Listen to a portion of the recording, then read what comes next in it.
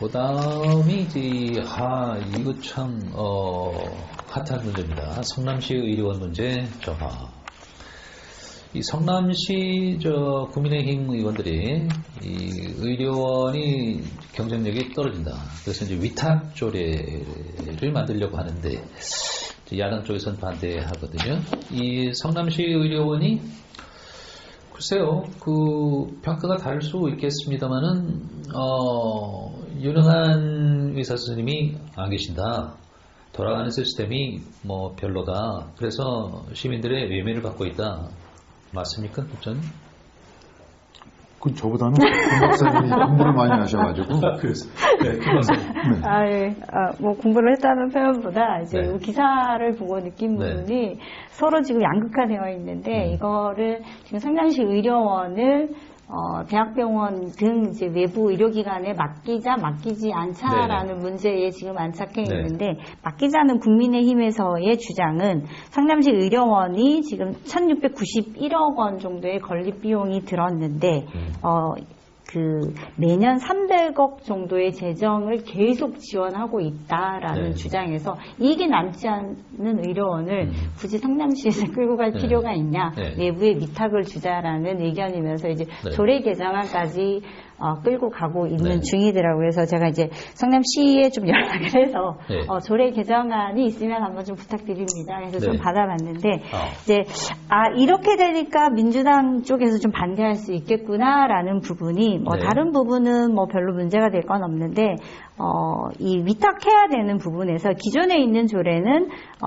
전부 또는 일부를 대학병원 등에 위탁할 수 있다라고 되어 있는데 이번에 이제 개정하려고 하는 부분은 대학병원이라는 부분은 빼고 사실 법원에 위탁해야 한다라고 해서 개정을 하려고 하더라고요. 네, 우리가 지금 법인. 의료법인. 네, 의료법인한테 위탁해야 된다고 그랬는데 아시겠지만 할 수 있다고 해야 한다는 엄연한 차이, 이제 강제 조항이기 때문에. 근데 이것도 그냥 설립된 의료법인 이렇게 해서 좀 폭을 넓혀놔가지고 당신들 이권 때문에 그러는 거 아니야라는 오해를 충분히 할 수 있겠구나. 그렇게 되면 반대할 수 있겠구나라는 생각도 드는데 아무래도 그 부분에 대해서 이제 부딪히는 게 많은데 민주당에서는 그런 부분 때문에 계속 반대를 하고 있고 어쨌든 목적으로는 지금 국민의힘에서는 지금 예산이 이렇게 많이 들어가는데 이거 끌고 가면 뭐하냐, 계속 적자인데 수익을 내든가 아니면 조금 더 아까 말씀하신 의료진이라든지 이런 거 충원을 하려면 영향력 있는 병원이 들어와서 이걸 운영을 해야 된다는 입장인데 그거는 지금 힘의 논리에 의해서 국민의힘은 반대를 끝까지 극복을 하고 이 조례를 개정을 해서 위탁을 주겠다라는 이야기고 민주당에서는 안 된다. 여기까지 가야 된다라고 모습을 하고 있는데 이 부분은 어느 정도의 힘의 논리가 작용을 하지만 일정 부분 강제 조항을 조금 더 유연하게 한다든지 하게 되면 협의점을 좀 찾아가야 될 부분인 것 같다. 이게 좀 우비락일 수도 있는데요. 지금 시장이 요번에 오래간만에 국민의힘에서 당선이 됐죠. 신상진 의원이. 이분이 의사 출신이죠? 의사 출신이면서 전국 의사협회 협회장을 했습니다. 맞습니다. 그래서 이 병원 문제에 대해서는 너무나 잘 아시죠. 그래서 이번에 의중이 반영된 건지 아닌지는 제가 확인할 필요는 없습니다만 뭔가 의사 출신 시장이 돼서 이게 이제 어떻게 보면 첫 번째로 나온 그렇습니까?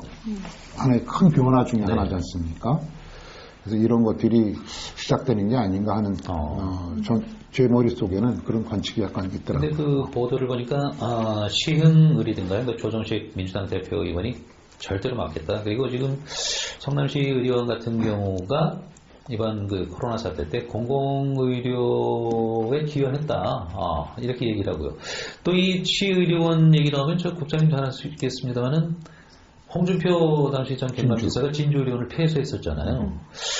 그 시민들 입장이 저는 빠진 것 같아요. 시민들이 제일 편하고 시민들 원하는 쪽으로 돼야 되지 않겠어요? 어떻습니까? 이게 이제 이 문제는 이렇게 봐야 됩니다. 이게 공공의료원이 공익적 이 기능을 수행하지 않습니까? 또 예를 들면 행여 환자라든지 이런 사람들도 다 공공의료에서 이제 다루죠. 그런데 그러면 공공의료가 이익을 내야 되는 집단이냐, 이거에 대한 고민이 필요해요. 그렇지 않습니까? 그러면 공공의료를 하고 또 돈 못 내는 사람들도 치료하고 또 돈 못 내는 사람 시신도 수습하고 또 그다음에 뭐 메르스라든지 뭐 여러 가지 이런 유행하는 이런 국가적 전염병에 대해서 케어해야 될 일선 기지가 공공의료원이죠. 근데 공공의료와 수익은 좀 이게 엇나가는 방향 아닌가요? 그래서 이게 늘 부딪히는 부분입니다. 그러면 어느 정도까지 이익을 안 내더라도 어느 정도까지가 그래도 의료원이 적정하게 운영되고 있는 수준이냐 이런 것에 대한 기준이 없습니다. 그러니까 단체장으로 봐서는 이게 예산 쓸 때가 많은데 아니 이 녀석들은 왜 이렇게 임금만 올려달라고 그러고 경영 개선 노력을 안 해? 그렇게 해서 진지의료원을 폐쇄했다는 게 홍준표 지금 대구시장이죠. 네. 그쪽 쪽의 입장입니다. 돈 먹는 가만히 있다. 뭐 경영 개선하라고 해도 안 그러고 임금만 올려달라고 그러고 그리고 뭐 부채만 탕감해달라고 그러고 파업만 하고 뭐 그렇다고 이제 그래서 이걸 폐쇄할 수밖에 없었다. 근데 무슨 일이 빚어졌냐면 중간에 메르스 사태가 터졌습니다. 제가 말씀드렸듯이 공공의료의 균형은 민간의료 개념하고는 많이 다릅니다. 민간 의료들이 떠맡기 싫어하는 부분들을 갖다가 공공의료가 커버할 수밖에 없는 것이죠. 그게 우리 공공의료원을 갖게 되는 우리 목적이지 않습니까? 의의죠. 평상시에는 일반 의료활동 물론 많이 하죠. 그러면 이런 문제들이 있는데 그래서 지금 이제 경상남도에서는 어떤 일이 빚어지고 있냐 하면 경상남도 의료원 진주병원을 설립하려고 그래요. 그래서 지금 사채회의인가 그것까지 거쳤어요. 그렇군요. 그러니까 공공의료가 필요하다는 것은 그게 진주의료원 없어지고 나서도 절감한 거죠. 제가 듣기로는 서울 보라매 병원이 전에 서울시가 이제 서울대 병원에 위탁을 의뢰해서 성공한 케이스로 제가 알고 있어요. 이 성남시 의료원 문제 잘 풀렸으면 좋겠습니다. 제발 좀 이렇게 강대강으로 해서 또 다시 결착 상태에 빠지고 이런 일이 좀 없었으면 합니다. 아니 강대강으로 부딪혀야 됩니다. 그래야 해결점이 나옵니다. 근데 이건 계속 부딪히실 것 같아요. 서로 양보가 서로 양보는 없을 것 같아요. 그 전에 좀 타협하는 게 좋을 텐데.